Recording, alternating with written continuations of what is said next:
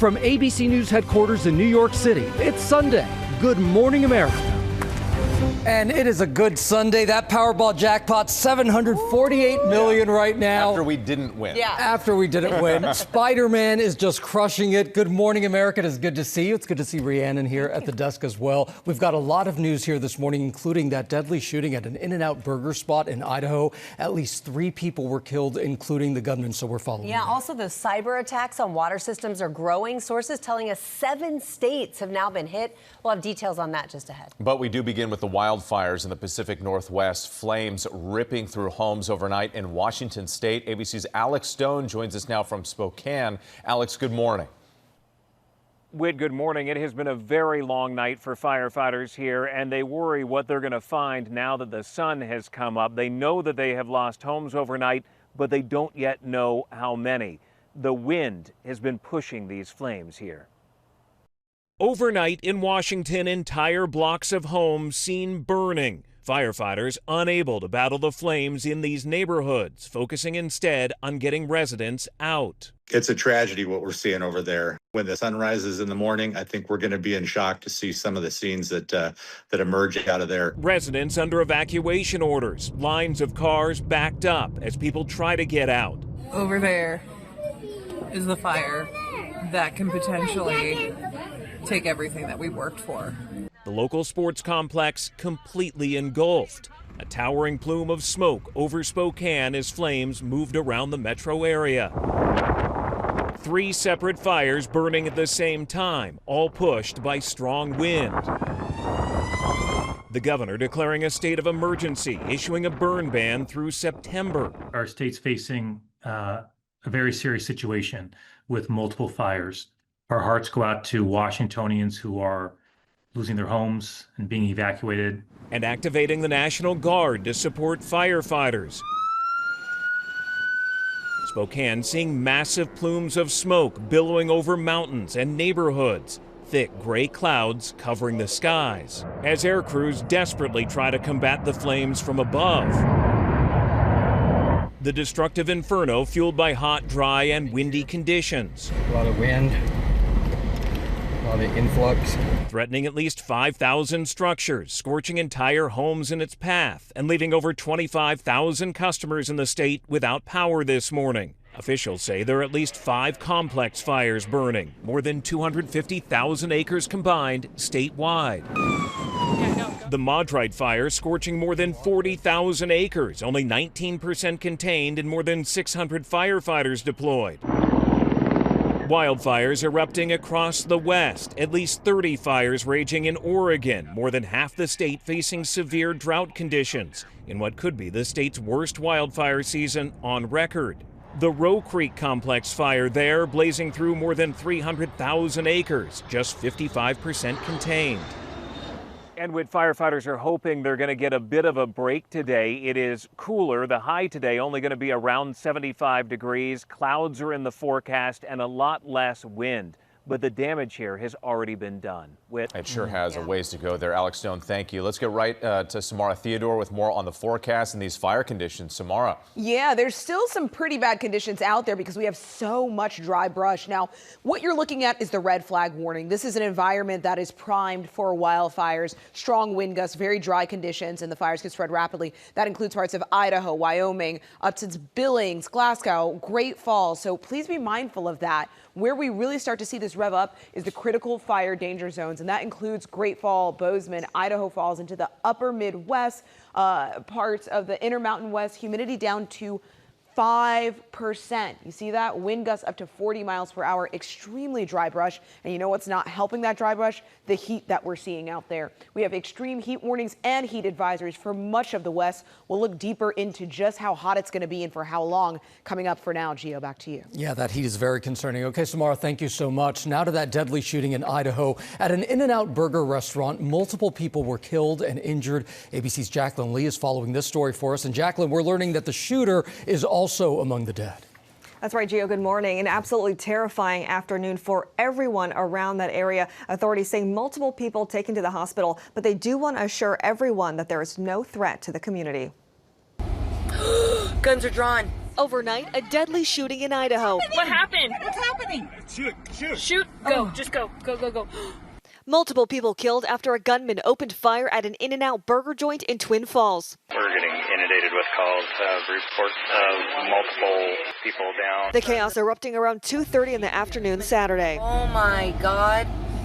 What is happening? What is happening? People in the parking lot running for their lives. If you're in the area of In-N-Out, have a report of a possible active shooter. Multiple law enforcement agencies scrambling to the scene, blocking off the nearby roads and surrounding the area. It was a very chaotic scene, one of the busiest locations in all of southern Idaho. We have literally hundreds of people that were in some way, shape, or form in the area of this restaurant at the time. At least 2 people killed and several others injured. The gunman also dead, as police now work to find a motive. We believe that the threat to the community is over.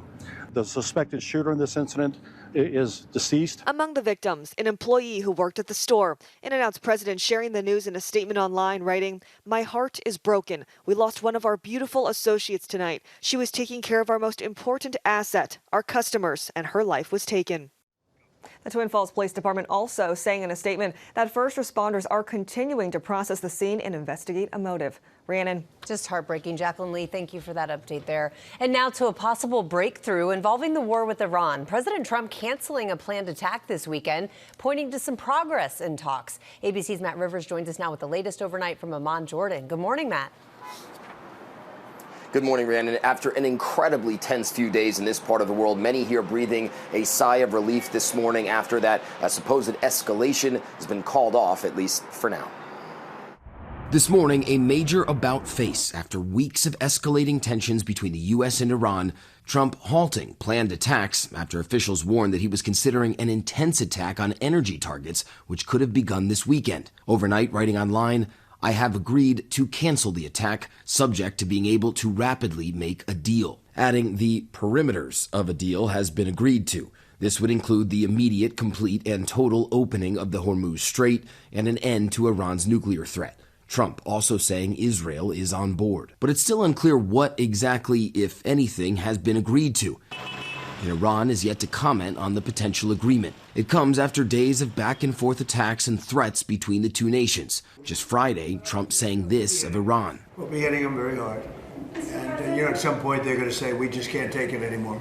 And shortly after that, U.S. embassies across the Middle East issuing urgent warnings to American citizens, urging them to exercise extreme caution, saying they should consider departing or be prepared to depart should there be escalation, with airspace closures a real possibility. In turn, Iran also lashing out, accusing the U.S. of fanning the flames of a regional war and threatening to attack critical infrastructure in the region if the U.S. carries through with its threats.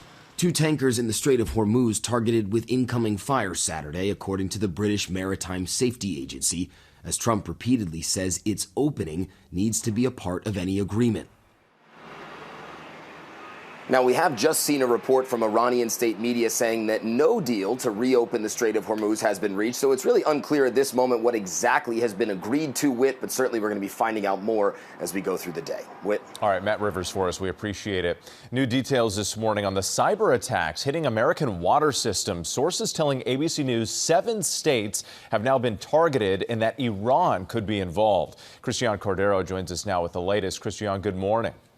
Morning. This is raising serious concerns about the security of our infrastructure. In addition to what the FBI describes as a cyber attack to more than 30 water systems across Minnesota, sources tell ABC News Georgia and Michigan are among the 7 states now reporting similar incidents. Some of the systems targeted reporting flooding and a loss of pressure, with the nation's top cybersecurity agency adding hackers were able to crack passwords to take control of the water supply, in some cases even shutting it down completely. And we're learning federal officials briefed leaders in Minnesota that Iran is potentially behind the attacks, according to a source familiar with that meeting.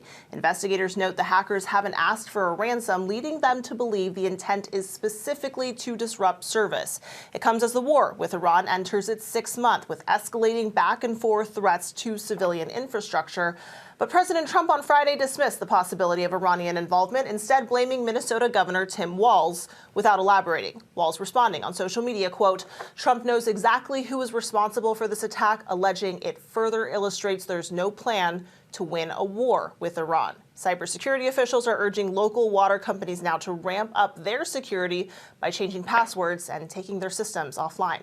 Gio? Yeah, those really are serious concerns. Okay, Christiane, thank you for your reporting. We're going to turn now to President Trump criticizing a federal prosecutor he appointed over a move to drop charges in the reflecting pool case. And ABC's Alex Prochet has the details on all of this from Washington. Alex, good morning. Hey, Gio, good morning. Yeah, this morning, a blame game is brewing after the Justice Department made a stunning reversal, opting to drop charges against a former Olympian for allegedly vandalizing the reflecting pool. And this decision comes after the DOJ said additional documents provided by the Interior Department showed a rushed and botched installation by a contractor caused the damage, not David Hearn, the former Olympic rower who was arrested and charged in this case. U.S. Attorney Jeanine Pirro saying, given all this newly discovered information, it is difficult to attribute the widespread damage to the reflecting pool to vandalism, let alone to establish that fact beyond a reasonable doubt. But just a month ago, Pirro was confident in her prosecution, saying the evidence shows beyond a reasonable doubt that Hearn destroyed property. Now, President Trump Saturday blasted Pirro's decision to drop those charges, posting, "I don't know what she was thinking." Trump acknowledged that there may have been some contractor difficulty, but the major damage, he says, was caused by vandals. And Interior Secretary Doug Burgum added in a statement that his agency provided expert and eyewitness testimony for the DOJ's case. Meanwhile, David Hearn's lawyers say that he deserves an apology. In a new statement, they say Pirro's claims that she and her office were duped by the Interior is, quote, nonsense, and that this is far from over as they consider all legal remedies. Gio? All right, so a lot of back and forth there. Alex Prochet, thank you. And tune into This Week Later here on ABC. George Stephanopoulos takes a deep dive into the latest news on the Department of Justice and the recent developments in the Iran war. Rhiannon? Geo, authorities in Peru are investigating a plane crash that killed everyone on board. Look at this video, shocking. The Cessna went down near the city of Nazca with 11 passengers and 2 crew on board. Authorities say the passengers were tourists from Italy, Spain, and Germany, and they were on a sightseeing excursion.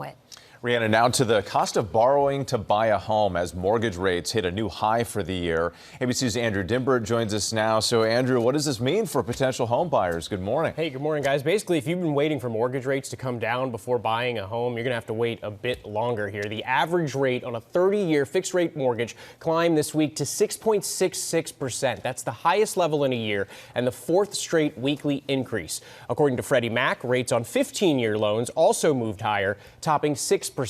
Now, even though the Federal Reserve held interest rates steady this week, mortgage rates more tend to follow movements in the 10-year Treasury yield, which has been rising amid persistent inflation concerns. Rates this high could keep many would-be buyers on the sidelines. And as for existing home sales, well, they've already become sluggish this year after the most buyer-friendly spring in years. Summer activity has now cooled, with pending home sales falling 5.4% in June. This sort of supply and price-challenged market doesn't show signs of letting up because you also have homeowners out there who got in good and are holding mortgages with rates under 4%. Many of them have little reason to sell and then swap into today's market, effectively capping inventory here. And Andrew, I think the question a lot of people are asking, are there any signals that there could be some near-term relief? Really unlikely at this point. I mean, the Fed's decision to hold interest rates was a split one, 9-3, which signals its next move is more likely a rate hike than a cut. So if there is sort of one reprieve, one move that could turn the tide here, it would be energy price stability, according to many economists. But that would require easing tensions in the Middle East and a reopening of the Strait of Hormuz. It's either that or inflation cooling, but the two, with energy costs and inflation, they seem to be intertwined. Yeah, very difficult. Thank Intertwined. you. A lot to watch there. Andrew, thank you so much. Okay, we're going to need that money, right? We're going to need that money for the mortgage. You've got another chance to become a multi-millionaire. and you see what Will Gans is doing right now. He's got Rain, more. baby.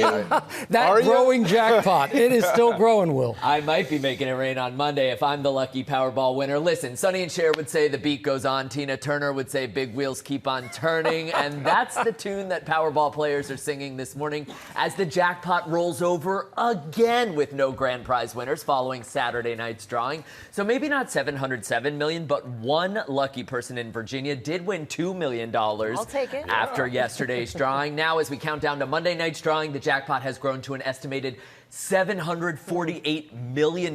That's the 12th largest Powerball prize in history. So if you're wondering where you should shop for your ticket, Indiana historically is the luckiest, selling 39 jackpot-winning tickets since Powerball began in 1992, which is more than any other state.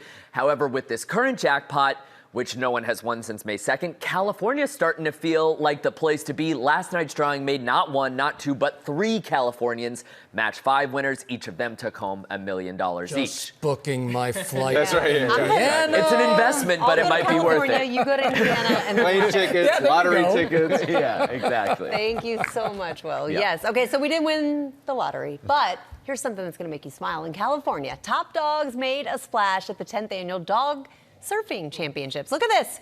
How adorable is this? that's Dogs of all amazing. sizes and breeds rode the waves at Lindemar Beach in Pacific on Oh, Saturday. no. I know they got moves. Better balance the than me. competition was pretty rough. The There you canine go. surfers were judged on how long they stay on the board, the size of the wave, their balance, and their Look at confidence. that. The competition brought out thousands of spectators to watch the dogs shredding the waves. The winners include a Labrador Retriever, a French Bulldog, and a mixed breed rescue pup. Some of them look absolutely terrified. But some of them look like they are loving it. That's right. That yeah. balance, though, was amazing. Okay, that was awesome, Rhiannon. Now to the lasting legacy of Coach Jimmy Valvano, putting a spotlight on cancer research. The charity in his name, the V Foundation, hosted a wine celebration in Napa Valley this weekend. The event raised nearly $7 million. It paired festivities with generosity as people came together to support ongoing efforts to fight cancer. The crowd of supporters and donors got a first-hand look at some of the latest advancements in cancer research. Two things to be successful in science. You need a great idea, and you need money to execute that great idea. And many of the attendees were inspired by Coach Valvano's speech at the 1993 ESPYs. His words, "Don't ever give up," ringing true for those fighting cancer and those inspired by Valvano's cancer journey. Since 1993, listen to this, guys, the V Foundation has awarded nearly $460 million in grants supporting cancer research and the scientists making those strides. Just an incredible impact, not only across the country, but around the world. And that message still lives on. Don't ever give up. Exactly. So important.